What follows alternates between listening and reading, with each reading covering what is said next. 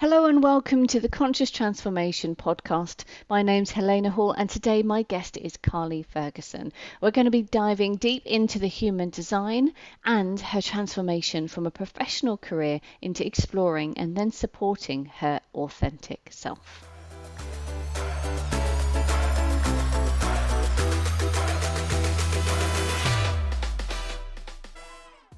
Hi Carly, so lovely to have you here with me today. Hello, thank you for having me. No, you're very, very welcome. So today we're going to be diving into all sorts of sort of tips and advice really around burnout and challenges because you've gone through that yourself. But before I kind of ask you those kind of questions, I just want to give the listeners a little bit of an insight into what it is that who you are. And essentially, you're a human design coach and consultant. Now, your mission is to empower high achievers and teams not to just succeed, but also to do what they truly love. I know that you believe that work should feel in a natural and flow state. So we're going to dive deeper into your personal story around burnout, transformation, and your exploration of human design, which I'm really excited to hear about. What's wonderful here is obviously that you've been through this journey of burnout and to transformation, and now you also help teams and professionals how to transform and benefit from this greater insight through human design. And you've also transformed yourself from a corporate career into your entrepreneurial journey. Now, I know a lot of my listeners are on that similar journey, so they're currently feeling really overwhelmed, pressured, and burnt out with their life, either struggling to sift through the weeds or they're lacking in energy or feeling that pull of overwhelm.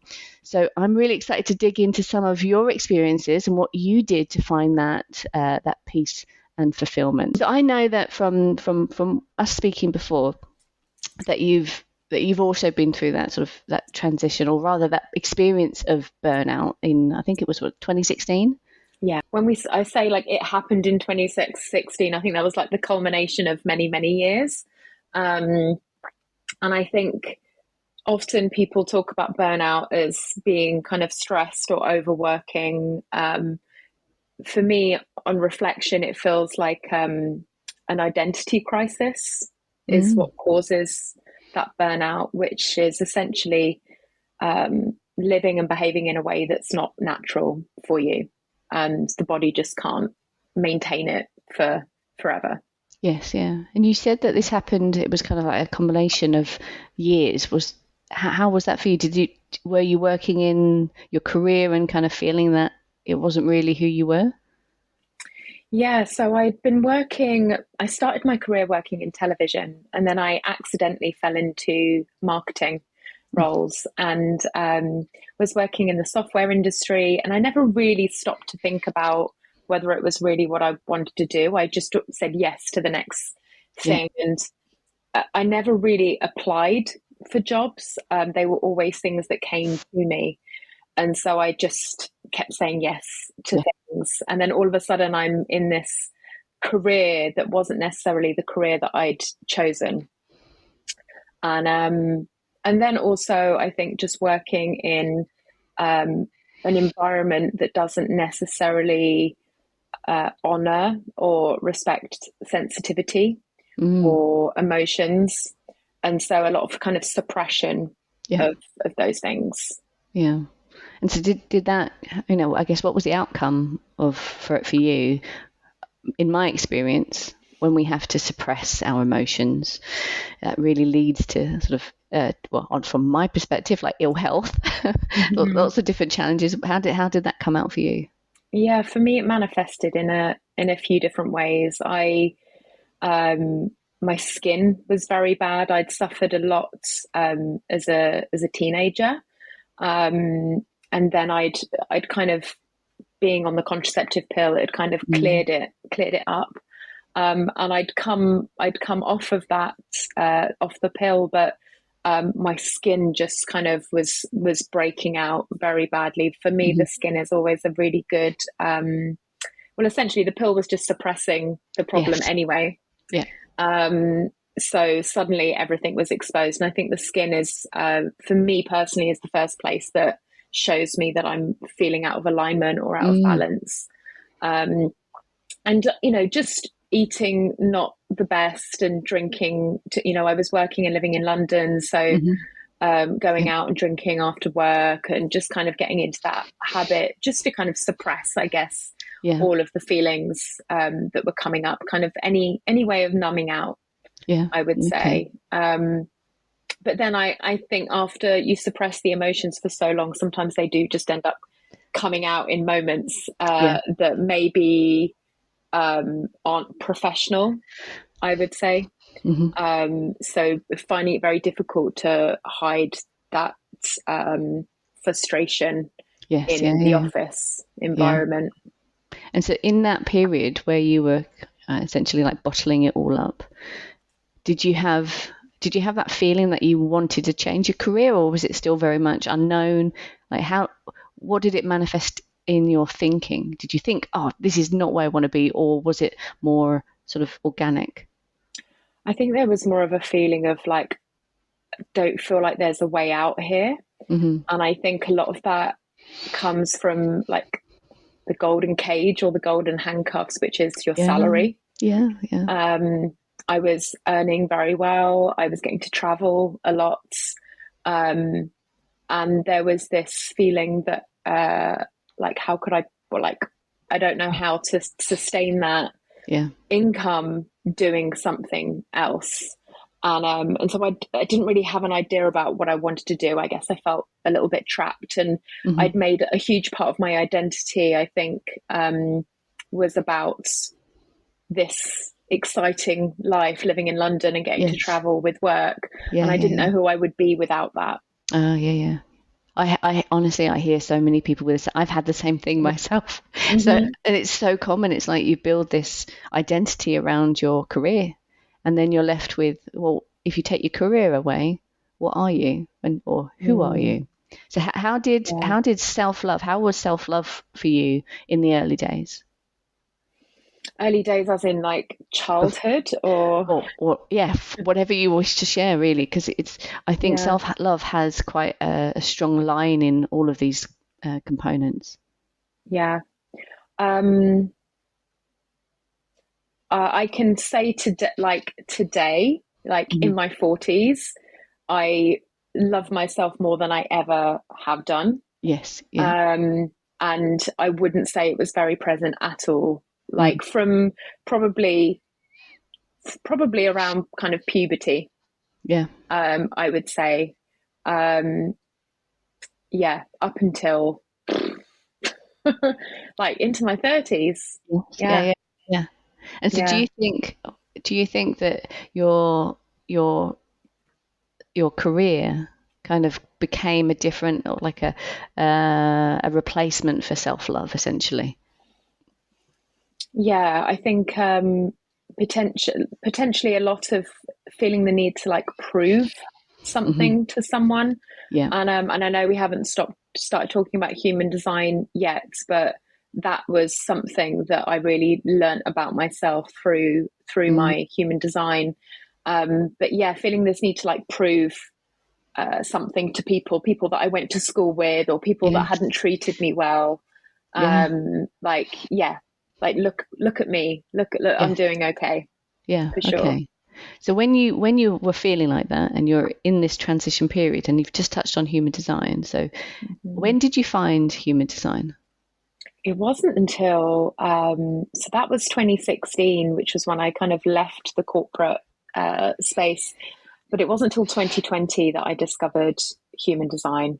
So there were Oh, other okay. things that I found around that time, actually even before that time, um, that helped me and supported me. Um, but I would say, yeah, it was 2020 when I discovered human design. So Okay. I'd healed to a certain extent, Okay. um, but I And yeah, what did you do to heal? So when you obviously you're feeling the burnout from stress, were you then thinking, I haven't really looked after myself. I don't actually know what I want. I'm confused, or what was your thought process, and then what did you do to try and unpick that? um, for me, it kind of wasn't oh I'm thinking about leaving. It Hmm. was it was a moment, it was a day when Okay. something happened at work, and I handed my notice in, Oh, wow. with no real plan.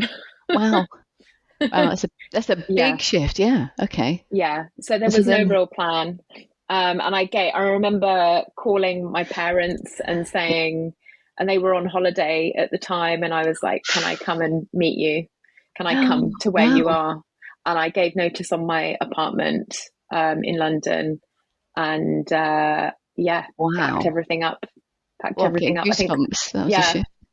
yeah, yeah. So it was quite immediate for me. It wasn't like I'm thinking about this. I think there was probably that feeling that I didn't want to be there for a long time. Hmm. But for me, and again, like leading into human design, um, for me, there becomes a moment of truth. So for me, it can take time, I recognize, to build up to a point where I'm ready to make the decision. Oh, I see. Okay. Um, and you never know when that decision's going to come. One day you just wake up and you're like, okay, I'm done.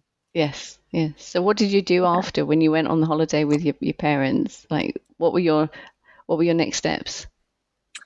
Um, well, I came back and I decided that I was going to go traveling Hmm.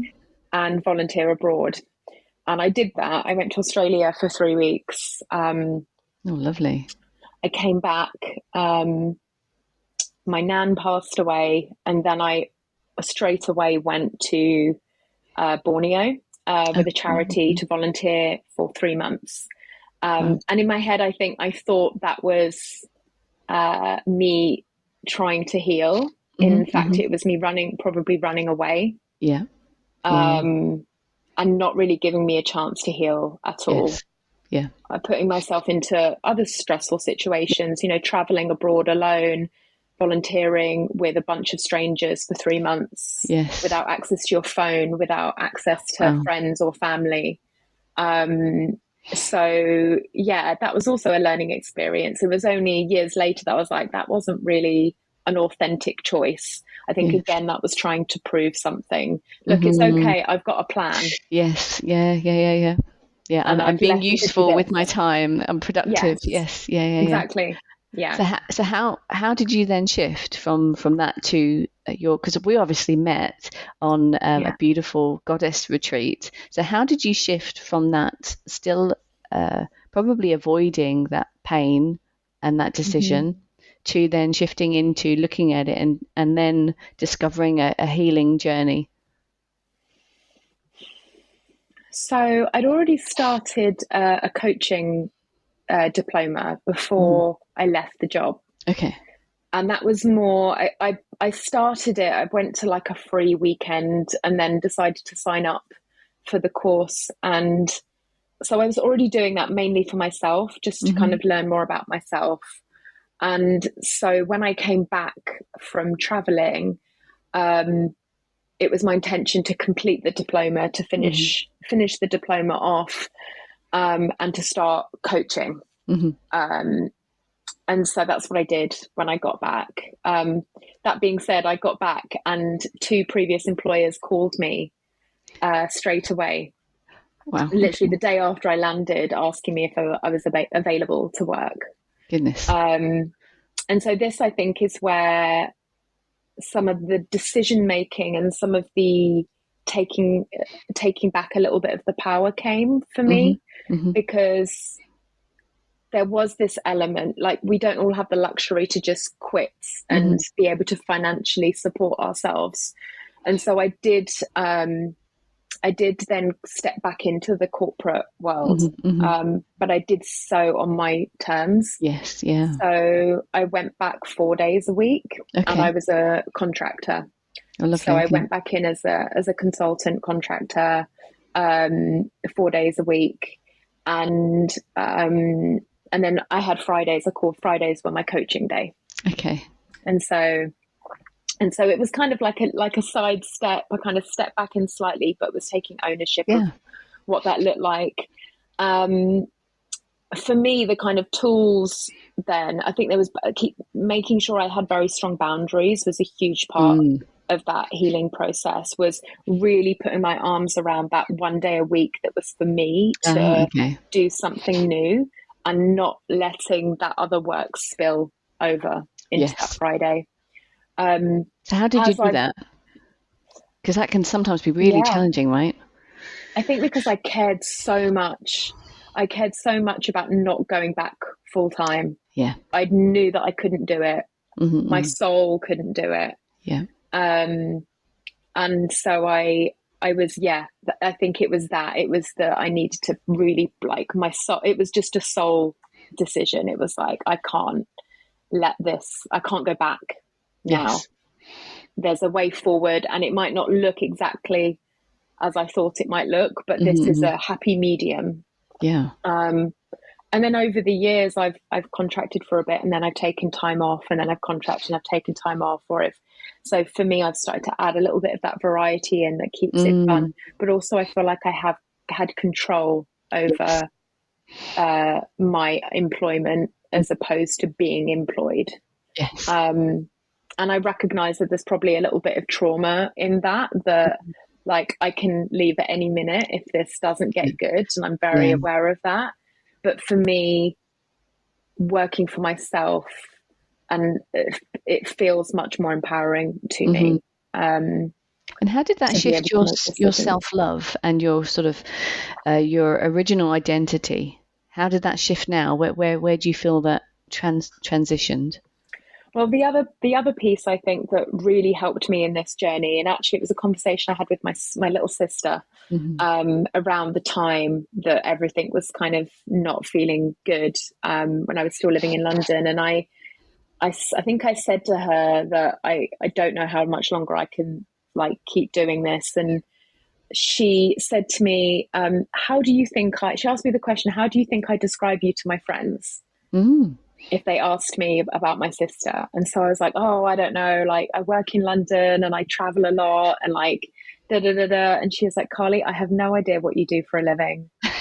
I don't care. She was like, you're like Chandler from Friends, like where nobody knows what he does for a living. She was like, I tell them what a great auntie you are. I tell them like that you're a bit of a hippie and that like you're into kind of spiritual stuff and like that you do your yoga and that you're funny and that you know those are the things that how I describe you. And it Mm. was such a huge moment for me that made me realize that I had made my whole identity about my work, and that Mm-hmm. actually there were all these other areas to explore. So I think it was also part of that transition was about making sure that there was like I was giving equal time to Yes. different parts of my life. Yes. And I can't remember, there's a book that I read this in, and you've probably read it too, but like can you imagine like a brick wall, Mm-hmm. and you've just got one big brick which is work, Yes. represents work, and then a few little bricks around it for like family and friends Right. and social life. Yeah. And if that brick falls out, the whole Mm-hmm. wall falls down. Yes. But if you Mm. can have equal bricks and you're giving Yes. equal time to the different areas of Yes. your life, if Yeah. one brick comes out, the wall Oh, that's great. maintains. That is really good. Yeah. Yeah. And so I think it was changing my mindset around how other people saw me and nurturing Yeah. those other parts of my life as well, rather than making it all about work. Yes. Kind of And finding I've, out who you are and what you want and your passions rather than the work passions. Yeah. yeah. And I think even today, um, like I'm not doing 4 days contracting, I'm doing even less than that now. And then having my coaching and my teaching yoga as well. And but in some days I just take a day off in the midweek to see friends or my sisters Yes.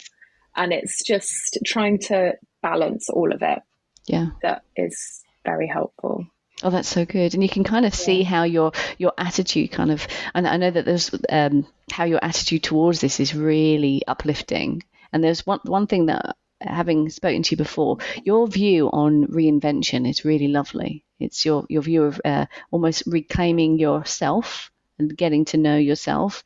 So do you feel that this is actually your reinvention became getting to know Carly and building out who she really is? Yeah, I would say it's actually it's rather than becoming somebody new, it's about Mm. returning to the person that Mm-hmm. I was all along.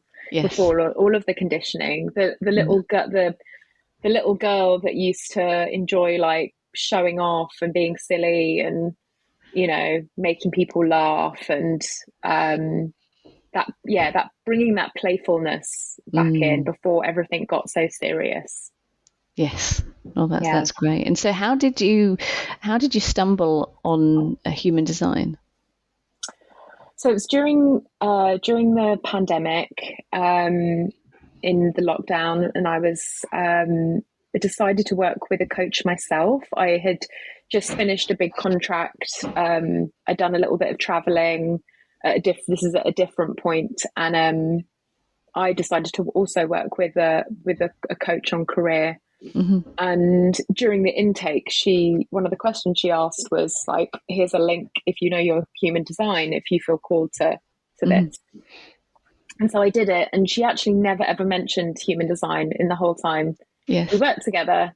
But I kind of went off into a little rabbit hole and started researching and looking into it myself. And some of the first things that I heard about myself, it was like this huge relief that I felt, an acceptance for, I'm not, like, there's nothing wrong with me. This is naturally who I am. And so, that was when I kind of first discovered it. Oh, that's awesome. And it sometimes takes having somebody to support you, to give you that freedom to explore and feel like you're contained in a healthy kind of direction. So what in as an overview for the readers or the listeners that haven't heard of human design, what is human design? So it brings together a number of systems. So we've got astrology, traditional astrology, the chakra system, Kabbalistic tree of life, the I Ching, and quantum physics. And all of those systems together, based on the time and date that you were born, give you your energetic blueprint. So it's essentially looks at kind of your emotional makeup, your psychological makeup, so that you can see who you naturally are, but also most importantly, who you're not, and where the conditioning is showing up and the not self is showing up. So that's kind of what it is in a nutshell. Yes. What do you think it showed you in terms of when you had your report or your session to kind of look into it? What was the biggest gift, that having that insight into what you are and what you're not? What was the biggest gift for you there? Gosh, picking only one is a challenge. I think. Well, the first thing would have been, so I'm a manifesting generator, and we're designed to move very fast and handle a lot of things at once, and that variety we really thrive off of. And so for me, that there's this idea that we have to like color inside of the lines, and manifesting generators are supposed to live like more unconventional looking lives and careers. And so for me, that was the first thing. It was like, great, I'm okay with like not just doing the one thing. I can do lots of different things. So that, I think that was one of it's more about a confirmation of what you already know about yourself. I would say the other big piece for me was my authority is emotional, which is your authority is how you're designed to make decisions. And I'm designed to wait for emotional clarity. So being emotional, there's kind of the ups and the downs, and kind of very difficult to control. But making a decision in the moment means regrets. And so, as I said earlier on, there's for some people who have sacral authority, there's truth in the moment for them. Their gut in the moment is absolutely correct for them. For me, becomes a moment of truth. And so waiting for that emotional clarity, it could take days, it could take months. So one of the biggest learnings for me was to not rush decisions, and to be patient with myself, and to also communicate that to others that I can't make a decision right now and that I need to come back to them. But Okay. also to try things out as well, because sometimes there's an experimentation with jobs. If we're looking for a new career, sometimes we've got to just try it out and see how we feel, Okay. rather than being certain, trying to be certain. Okay.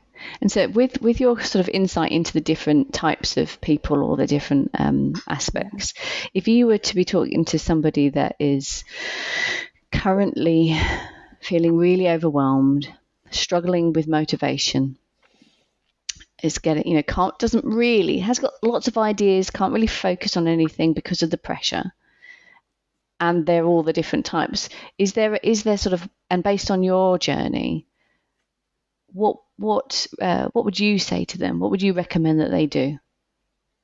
Based on all of the energy types. Yeah. The most important piece, which I probably should have said, that I learned is strategy. So each energy type has a strategy for how to kind of a strategy to follow in life. And most of us have been trained to be a different energy type, so we're all operating incorrectly. So for me, it would be keep it really simple. It can be very easy to like go into a big rabbit hole with human design, looking at all of the gates and the channels and trying to like really understand yourself. But at the end of the day, if you follow your strategy and your authority, which are just two parts of your chart, it can transform your life. Okay. And does that tend to be, say, for someone that's not going to go to human design, how does that translate into the strategy and the authority? Is that feeling like your authentic self and what do you want, or is it looking at how you've been conditioned and seeing, does that feel like your best self, and trying to find and uncover what feels better?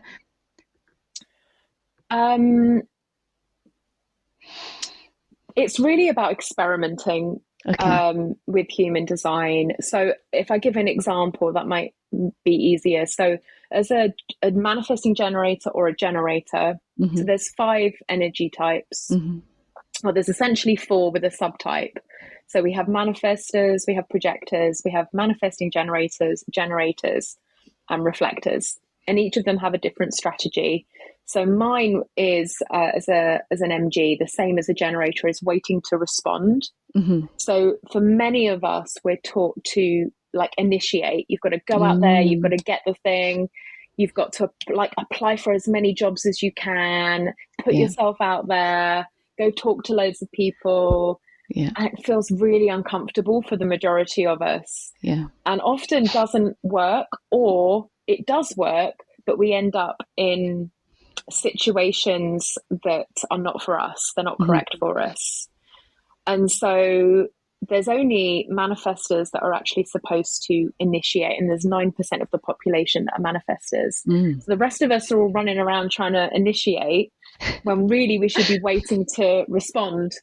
And so it takes a huge amount of pressure off. Do you know what? It doesn't mean that you're like sitting on the couch doing nothing. But it means that you're really starting to notice and becoming body aware of what you feel like your body is being drawn to respond to, so that you can make better decisions for yourself. That's lovely. Yeah, that is lovely. That's really nice. Okay, well, thank you. But you're not a generator though, so you can't do that. Yes. So you've already told me that I'm the projector, right? A projector, yes. Yeah. So in comparison to that, because yes, I wouldn't fit. So it's when you were saying running around trying to initiate things with people, I was thinking, oh no, that's really not who I am. So it'd be really interesting in that situation, what would be my natural state? So the projector is the natural guide or advisor. Okay. And so your contribution isn't about exerting energy necessarily. It's about seeing things that other people don't see. So, yeah. Well, that resonates, right? Wow. Yeah. Okay. And so your strategy is to wait for the invitation. which feels so much better than having to Hmm. create it or stimulate it. Oh, okay. Yeah. Oh, that's Yeah. really interesting. If I give and this might be helpful for those listening, an analogy of like a team Hmm. with all of the types in. I'm going to use baseball, which I don't know if not many people, baseball, rounders, cricket, Okay. whatever, one of those. Okay. Something with bats and balls. I'll give Yes. that example. So the manifester is the one throwing the ball. So they're Right. the one starting the match, starting the game, initiating. Hmm. The generators and the manifesting generators are responding by hitting the Okay. ball. Hmm. And then you've also got the people kind of out in the field that Hmm. are going to like respond and catch the ball or grab it and throw it. Yeah. The projector Hmm. is the coach on the Oh, really? sidelines. Okay. Right. So the projector's the coach on the sidelines, like observing. They're not Observing it. in Yeah. on the match, but they're observing, they're watching what's going on, and they're there to guide the energy. So they can see if people are in the wrong places. They can, Mm. communicate that they need to. And because they're already in the position of an advisor, Mm. it's okay. You don't have to wait for them to invite you to offer your thoughts. You're already in a position of giving Mm. advice. Okay. So that would be your role. And then the reflector, Mm. which make up 1% of the population, they would be like the referee or the umpire. Oh, wow. Okay. So Right. they're here to kind of reflect back to everyone kind of what's right and wrong. They're kind of like the canary in the coal mine. They get a sense of kind of what's going on. So Okay. they would be a good person to judge, to be the judge of the Yes. game, of the Okay. match. Well, that's a fantastic But what analogy. Well, what happens then is that if you think about all the conditioning where we're trained to be the different types, imagine Hmm. a game where you're running around on the pitch. I'm hip throwing balls instead of waiting to respond. Everyone's Yes. like doing the opposite of what they should be doing. Yes. Nothing works. We're meeting Yes. resistance. We're experiencing our not self.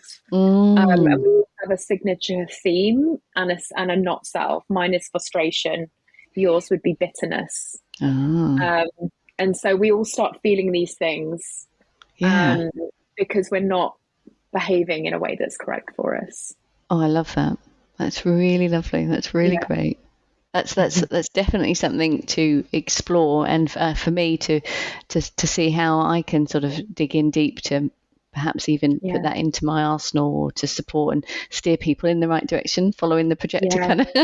Yeah. That's lovely. Yeah. Okay, I so mean, there's so many more layers to it as well. We're yes, talking yeah, about like it's kind of like when people think about star signs, like Geminis aren't all the same, and it's the hmm, same with your human design. So, there can be two manifesting generators, and our charts look completely different. So, yes. yeah, there's many, many layers. I do love all of the components that feed into this system. So when you Mhm. first told me about it, I was like, oh, how awesome is all of those elements? Yeah. So it was the obviously say was there four or five? Astrology, the chakra That system, was it, yeah, Kabbalistic tree of life, the I Ching, and I quantum Ching. physics. Fantastic. Oh, that's really, Yeah. really good. Okay. Well, thank you. So what I'd like to now transition to is our quick fire round. Now, I ask everybody these questions, and just feel free to kind of. I might stop you and dig deep if you've got some answers that Yeah. I don't understand or actually want to dig into. But in terms of like, there's going to be it's for us to get to know you better, Yeah. and to get a bit more of an insight into who you are and what's helped you in your journey. So, what's the one thing people don't know about you? So my first job after university, um, which actually was a very authentic first job, Okay. was as a junior researcher on You've Been Framed, the TV show. Yep, yep. I remember I grew up with that. Yeah, That was always on. Oh, yeah, fantastic. Fantastic. yeah. What reasons do you put down to your successful transformation? Actually, it would be the suffering. I think Mm, the people that transform and go through this personal development journey tend to be the ones who have experienced some kind of suffering of something bad happening. So yeah, I would just say all of those things that have been difficult over the years have contributed to my transformation. Oh, that's so true. I really resonate with that. And it's more in my recent years, I've really grasped and can love all of my suffering. So before it used to feel like, I would park that to the side and maybe I don't want to think about it, don't want to talk about it. But the suffering that I've been through, and it's been really intense and very challenging. Now it's like, just the fact that I've been through that and I love myself and I feel like it's given me such an ability to jump off into self-love or to learning. So I know it sounds a bit weird, but yes, now in hindsight, I can love suffering.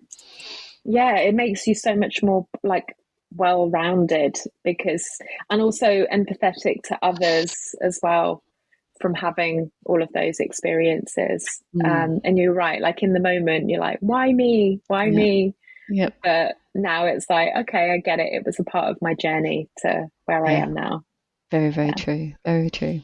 And what do you feel is underrated or undervalued? I think like sensitivity and emotion, especially in the corporate space. I think it's all about like logical decision making.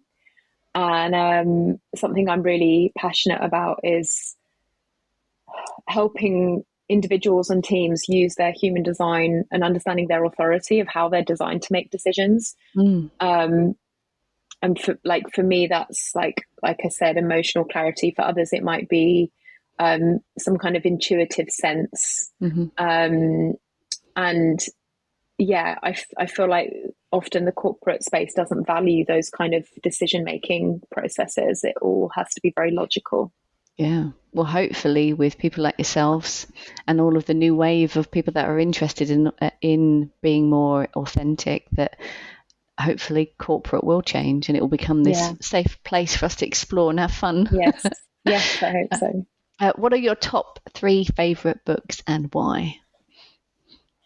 Okay. Well, luckily you gave me some pre-warning on this one because as an emotional person, I'm not very good at like thinking of things on the spot. Spontaneity is not my it's not a strength of mine, and I'm okay with admitting that, because also that's a part of that, right, is admitting the things that you're not good at and not trying to fix them about yourself. So the three books, so the first one would be the Celestine Prophecy, which is really the idea that nothing happens by chance. So it talks a lot about synchronicity and energy and things like that. I would say that's a book I recommend a lot to people to read. Conversations with God, which I know might like people think, oh, that's like going to be all about religion, and that's not my thing. But it's really a very powerful book for anyone that's kind of seeking answers to deep questions. So I found that I can't even remember how I heard about that book, because it's not something I typically would have chosen. So yeah, I definitely recommend, and it's funny as well. It's a funny. I listen to it as an audiobook, and it's a funny listen as well. And then as a human design one, for anyone that wants to kind of geek out and go deep, would be The Complete Rave I Ching. Which gives you insight into all of the 64 gates in your human design chart, if you want to, and then the lines that they fall into. So for anyone that wants to geek out, I'm always kind of diving into it. So yeah, lovely. That sounds really great. And I've read the first 2. The Celestine Prophecy I think I read it when I was 15, 16, and it was just transformational. It really helped. It was at that point where I was starting to be able to read again when I was really ill, and it was just a transformative experience, because it's a story, and you just get swept up into it. And then I love I've read the Conversations with God. Have you? Good. Yes, and I've watched he's got some I know, apparently there's a film or something. I've watched that. It's really good, you should definitely watch it. I need to watch that. Yeah. And then what can't you live without?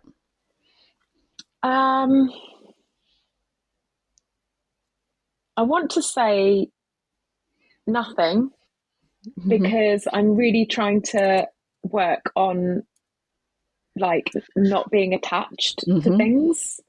things, people. Mm. So I would like to think that there isn't anything that I could live Not live without. without. Awesome. So, what apps do you use regularly and why? There's human design apps that I kind of, I mean, I could live without them because I'm not attached to them, but I do look at them regularly. So one of the things in particular is the sun gate. So the sun moves into a different gate every 6 days. So I like to keep track Oh, of okay. which gate the sun is, so I can kind of see what collectively everyone is experiencing. Um, and there's also the pattern app, which I use for Okay. more for astrology.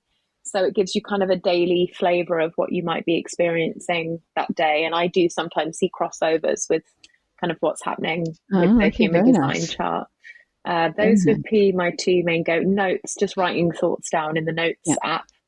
app, just to kind of get them out of my Of head. your head. Yeah. Yeah, Okay. yeah. Lovely. And if you were back in your early 20s, 30s, and you had to start out all over again, what would you do? Have somebody read my human design chart so that I know who I was, instead of spending years running around being somebody else. Obviously, I think you do find it when you're meant to find it. So, Hmm. I guess with the knowledge I have now, it would be just not to stay connected to myself and not just Hmm. follow the crowd, just to Hmm. fit in. Hmm. Um, yeah, that would be Awesome. it, I think. Okay. And what do you do for your you time? So I also teach Kundalini yoga and Hmm. meditation. So that's kind of a practice for me in my personal time as well. I love to have a bath, a nice Hmm. like hot Oh, me too. bubble Hmm. bath, Yeah. with Epsom salts. Just getting out and walking in nature, Hmm. spending time. Well, it's not personal time. I was going to say spending time with my nieces and nephews, but Hmm. I do enjoy that as Oh, that's well. lovely. Yeah. That's lovely.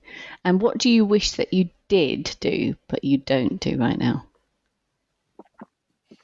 Um, there's a few things that I'm exploring. So I'm picking up my first gong this weekend to start incorporating the gong into my yoga Okay. classes and for sound healing. So that's something that I was thinking of doing that I'm about to do. Awesome. Um, and the cold water showers, I'm really wishing that I was doing those. I actually did it this morning for the first time Okay. in a long time. Um, so yeah, and then from a career perspective, just more of the kind of more workshops, more like retreats, Yes. more of doing the things that I love Yeah, yeah. and Perfect. sharing human design with people. Well, I'm sure that you will do. I'm sure you will. And if you were going to be giving your younger self advice on finding happiness in one sentence, what would it be? To What trust would you say? yourself, to Hmm. trust yourself. Yeah. Oh, that's lovely. That's lovely. Okay. And the final question was, what would you like our listeners to take away from this podcast? If anyone does decide to kind of explore human design, just it's really practical, and you don't need to kind of be overwhelmed by the depth that you can go into.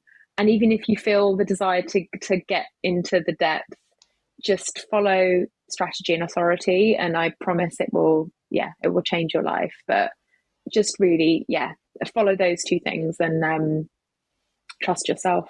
Same as Oh, the that's advice to the lovely. younger self. Yeah. Thank you. Thank you. And where can people find more about you So and how you to get in can, contact with you? yeah, you can follow me on Instagram. That's probably where I Hmm. am the most. So my handle is Carly Ferguson Okay, we'll put it in the show notes. Yeah. Yes. And I'll, and my website is carly-ferguson.com. So you can go to either of those places to book a reading or kind of just watch some of my content. You can also get your chart for free on my website as well.